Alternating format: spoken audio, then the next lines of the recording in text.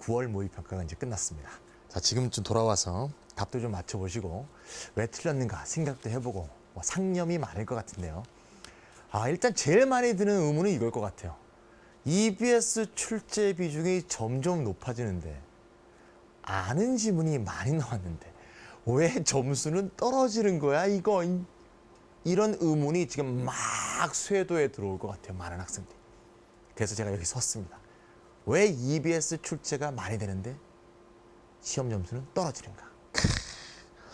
차근차근 이제 말씀드려야 되니까 결론을 처음부터 다 말씀드릴 수는 없고, 먼저 EBS 출제 상황부터 먼저 체크하고, EBS가 올해는 이제 화두죠, 화두.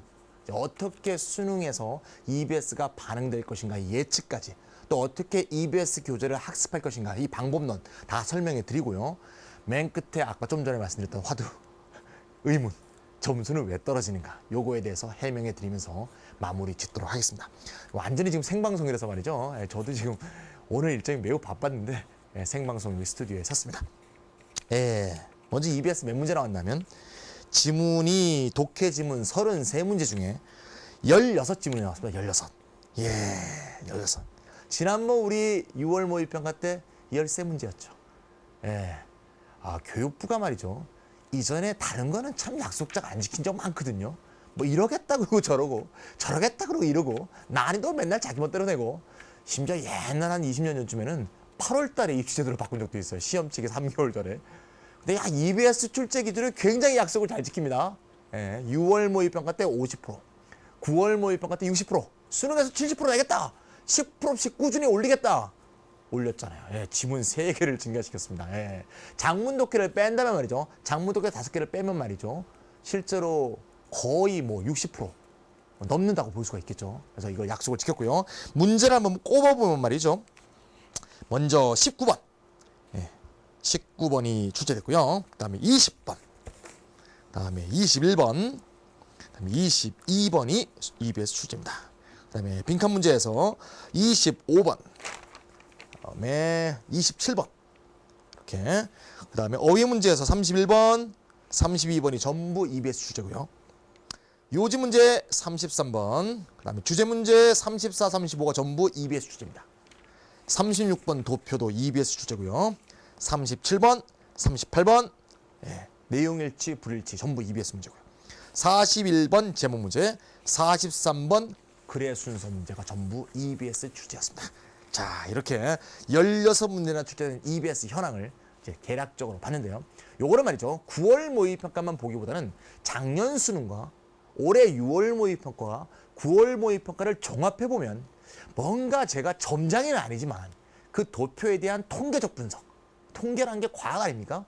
통계적 분석을 통해서 올해 2011학년도 수능이 어떻게 EBS와 연계돼서 출제된 것인가 이것을 좀 예측할 수 있을 것 같아요. 그래서 제가 아주 오늘 저녁에 바빴지만 급하게 2010년 수능하고 6월, 9월을 분석해서 표로 한번 만들어봤습니다. 같이 한번 표로 한번 보도록 하겠습니다. 자, 먼저 여기를 좀 줌업 시켜주세요. 지문 출제수에서 볼 때 2010년 수능은 연계하겠다고 했지만 연계율을 밝히지는 않았었죠. 6지문이 출제됐습니다. 그에 반해서 올해 6월 모의평가는 13지문, 독해 중에서만 9월 모의평가 16지문으로 나오고 있으므로 수능에서는 이런 약속을 지킨다면 18 혹은 19지문이 나온다 이렇게 예측할 수 있겠죠. 최소한 16개보다는 무조건 많이 나온다. 이런 끔찍한 결과를 우리가 얻을 수가 있다. 이렇게 볼 수가 있습니다. 자, 지문 출제수에 있어서 2011학년도 수능에 대한 예측이 일단 쓰겠다. 첫 번째고요. 좀 자세히 한번 분석해 보겠습니다. 지문이 출제된 교재에 대해서 꼼꼼하게 다 한번 색출해 봤습니다. 이거 색출 완전히. 2010년 수능 6문제는 파이널에서 2문제, 수능 특강 1문제, 영어 독해 연습 2개가, 아니라 영어 독해 연습 2가 1문제, 영문법 특강 1문제, 10조 완성 1문제. 보통 EBS의 문제집 세트는 최근 몇 년 동안 세트가 비슷하죠.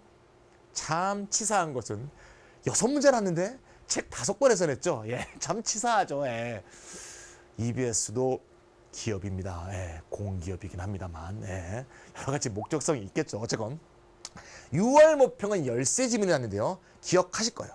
영어 독해 연습 1, 2가 정말 많이 났죠. 1, 2, 8개. 제가 대치동에 있는 깊은 생각학원에서 영어 독해 연습 1, 2 이렇게 풀라고 많이 했거든요. 근데 애들이 지금 다 나왔습니다 그러더라고요 그때. 예. 이번에 300제 열심히 풀라 그랬는데 300제 많이 나왔네. 예. 자, 영어 독해 연습 1, 2가 4문제, 4문제가 나왔고요. 수능 특강 2문제, 어휘 특강 2문제, 영문법 특강 1문제 이렇게 해서 교재는 똑같이 5개 교재에서 골고루 출제했습니다. 이때는 이미 아직 나오지 않은 교재들이 좀 있었죠. 그 나오지 않은 교재 중에 대표적인 게 300제와 10주 완성이 어법 어휘 150제 이게 출간이 안 됐던 상황이었죠. 그래서 이번 9월 모의평가에서는 300제 5문제, 어법 어휘 150제 2문제, 10주 완성 1문제, 새로 나온 교재까지 잘 안배해주는 아주 안배의 달인과 같은 이런 안배 성향을 보여주고 있습니다. 그 말고도 수능 특강 4문제, 영어 독해 연습 2에서 여전히 3문제, 이렇게 어휘 특강에서 1문제 이렇게 나고 있다는 걸 볼 수 있죠. 자, 그런 말이죠. 물론 이 3개의 우리가 예만 갖고 2011년도, 11학년도 수능에 대해서 어떤 교재에서 많이 출제된 것이다 이렇게 딱 말하기는 어렵죠. 근데 기본적으로 우리가 알 수 있는 것은 제가 늘 볼 때 올해 교재 중에서 난이도가 가장 충실하고 지문이 충실한 게 뭐냐. 첫 번째 300제가 있고요. 수능 특강이 있고요. 아직도 출제가 되지 않은 마지막 교재 뭐죠? 그렇죠. 파이널이 있습니다. 파이널과 수능 특강과 300제에서는 무조건 출제될 것이다. 이렇게 얘기해도 과언이 아니다. 이렇게 말할 수 있습니다.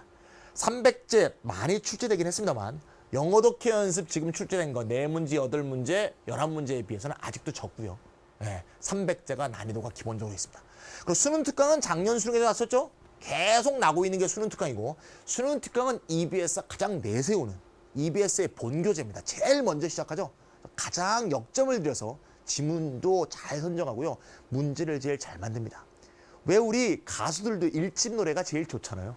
EBS도 제일 먼저 나온 수능 특강이 제일 좋습니다. 수능 특강에서는 출제가 될 것이다. 나머지에 대해서는 다 예측하기 어려운데 좀 이따가 말씀드리겠지만 어법 어휘 문제를 갖고 변형하는 문제가 자꾸 나오고 있어요. 어법 어휘가 변형이 쉽다는 얘기죠. 그래서 어법 어휘 150제 좀 지저분한 책인데요. 지저분하지만 좀 해두는 게 좋지 않을까 이런 생각이 듭니다. 나머지에 대해서는 100% 예측이 어렵고요.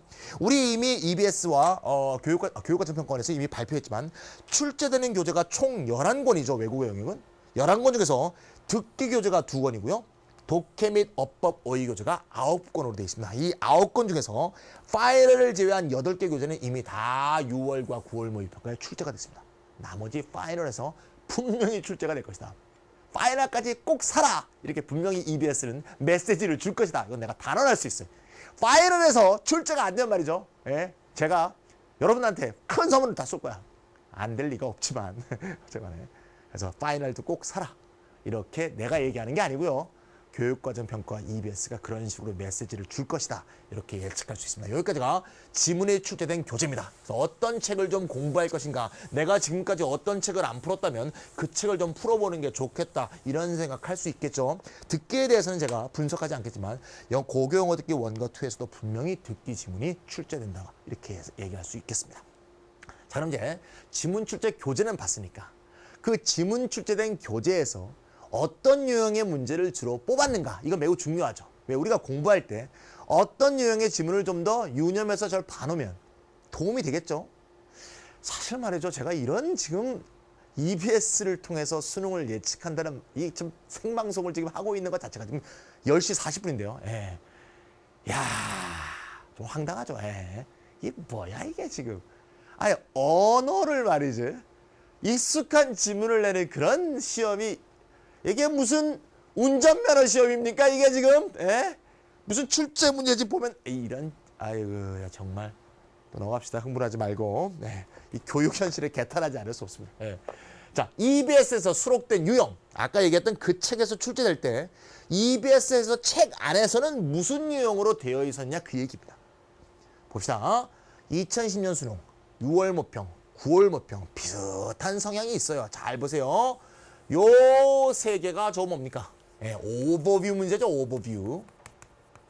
주제, 제목, 요지, 주장, 문단, 요약, 목적. 이게 오버뷰죠. 글 전체를 왜 썼는가? 무슨 말을 하려고 하는가? 글의 전체 제목이 뭔가? 주제가 뭔가? 이런 부분에서는 꼭 뽑는다는 거죠. 왜 뽑냐? 이런 문제가 변형이 쉽기 때문에. 왜 변형이 쉽냐? 다 논설문이죠. 설명문은 말이죠. 내용일치에는 좋지만 나머지 문단의 논리구조 문제도 못 내죠. 주제요지로 나면 이게 주제요지가 잘 안 잡히죠. 설명문의 경우에는 문제 변형이 어려워요. 물론 설명문이 안 난다는 게 아니야. 설명문은 EBS에 아닌 책에서 막 봐오면 되는 거니까. 예. 논설문의 경우 주제가 분명하고 논지 전개가 분명하고 논지의 전환이 분명하기 때문에 논지 전환에 관한 문단의 논리 문제로 바꿀 수도 있고, 주제가 분명하기 때문에 주제어가 잘 드러나 있기 때문에 빈칸 문제로 바꿀 수도 있고 변형 여지가 많다 이거야. 그래서 여기서는 꼭 출제가 된다는 거. 따라서 우리가 EBS 문제를 풀 때 오버뷰와 관계된 제목, 주제, 요지, 주장, 문단 요약, 그다음에 목적, 이런 문제는 목적은 좀 이따 빼고요. 목적 빼고 목적만 빼고 나머지 그런 유형은 잘 봐둬야 된다. 이 빈칸 연결사 문제 있죠. 접속 부사가 보통 나오죠. 빈칸 연결사 문제도 대부분 논설문인 경우가 많고 논지 전개가 분명한 거니까 같은 유형적 특성을 띈다고 볼 수 있어요. 그래서 그렇게 공부 좀 해두시고요. 2010년 수능은 몇 문제 안 났기 때문에 뭐라고 얘기가 어려운데 6월 모의평가에서는 빈칸 문제에서 하나도 출제를 뽑지 않았는데요. 이번엔 빈칸 문제에서 4문제를 출제했습니다. 사실은 빈칸 문제에서 출제하기가 쉬워요. 빈칸의 구성 원리, 제가 저번에 6월 모의평가 때 그 우리 정지래 선생님하고 조은정 선생님하고 제가 좌담할 때도 말씀드렸죠. 수능 출제 매뉴얼에서는 빈칸을 어떻게 뚫으려고 한다고요? 예. 주제 요지의 빈칸을 뚫던가. 예. 통제사상이라는 표현이 있어요. 거기 보면 통제사상, 즉 주제 요지를 말하는 거예요. 통제사상의 빈칸을 뚫던가. 아니면 주제 요지와 직접적으로 연결되어 있는 긴밀한 연관관계가 있는 세부 사항의 빈칸을 뚫어라 이렇게 되어 있거든요. 이것을 거꾸로 얘기하면 빈칸 문제들은 다 주제 요지 빈칸이거나 주제 요지가 분명히 드러나는 세부 사항을 갖고 있는 지문이라는 얘기죠. 따라서 주제 제목 요지와 같은 문제로 전환하기가 매우 쉬운 겁니다. 그래서 빈칸 문제는 다 꼼꼼히 풀어봐야 되겠다. 또 빈칸 문제가 난도가 높죠. 따라서 EBS를 풀건 수능 특강을 풀건 파이널을 풀건 빈칸 문제를 열심히 공부해놔야 된다. 이렇게 볼 수가 있습니다. 또 하나 특징인 것은 말이죠. 요 어법 어휘. 자, 어법 어휘가 매우 많이 뽑아서 변형한다는 걸 알 수 있죠. 어법 어휘를 많이 뽑아서 변형하는 이유는 역시 지문의 난이도가 높기 때문입니다. 네, 지문의 난이도가 높고요. 기본적으로 어휘 수준도 좀 높을 가능성도 있고요. 그래서 출제하고 싶은 그런 의욕을 많이 불러일으킨다는 거죠. 4, 2, 2, 2. 많이 뽑았습니다.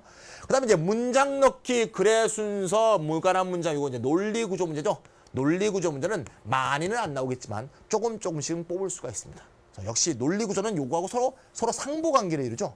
요쪽은 요쪽으로 바꾸기가 쉽고 요쪽은 요쪽으로 바꾸기가 쉽겠죠. 논지 전개나 전환이 분명한 거기 때문에 역시 논설문적 요소가 매우 강한 지문일 수밖에 없기 때문에 서로 간의 유형 변환이 일어날 가능성이 높다. 이렇게 볼 수 있고요. 자, 이건 좀 이따 또 말씀드려야 되는데 이 도표 문제 있죠. 수능에서 도표 문제는 한 문제 나죠. 근데 6월 모의평가도 도표가 EBS에서 나왔고요. 9월 모의평가도 도표가 EBS에서 출제됐습니다. 제가 예측건데 이거는 뭐 점장이처럼 딱 얘기할 수는 없겠지만 뭔가 수능에서도 EBS 책에 있는 도표가 나올 가능성이 매우 높다. 왜? 도표 만드는 거 귀찮잖아요. 저도 문제지 많이 만들지만 도표 적절하게 만들기 굉장히 어렵고요. 도표를 이렇게 뽑아오더라도 말이죠. 좀 이렇게 너무 복잡한 도표가 있는 경우도 있고 도표를 또 고치는 게 굉장히 귀찮아요. 6월 모평하고 9월 모평의 도표 문제를 보니까 지문은 완전히 싹 바뀌었어. 예, 완전히 지문을 바꿔버리고 이번 9월 모평에서 전혀 가장 중요한 정보가 전혀 EBS 교재에 나와 있지 않는 거예요. 그러니까 도표만 가져오는 것만 갖고도 출제 비율 70%를 채우라는 기본적으로 교육과정 평가원의 의지를 수용할 수 있는 거니까 교수 입장에서. 그래서 지문을 다 변형하고 문장 변형하는 거 이것도 귀찮거든요. 도표만 따와도 EBS에서 출제했다. 이런 기준을 충족시킬 수 있기 때문에 도표는 따오고 지문은 생으로 바꿔버리는 그런 식으로 할 가능성이 매우 높다. 이렇게 볼 수가 있습니다. 자, 여기까지 보니까 지시대명사 이거 중요한 거 아니에요? 이건 뭐 일탈적인 겁니다. 예. 이번에 나왔던 디비언트한 건데요.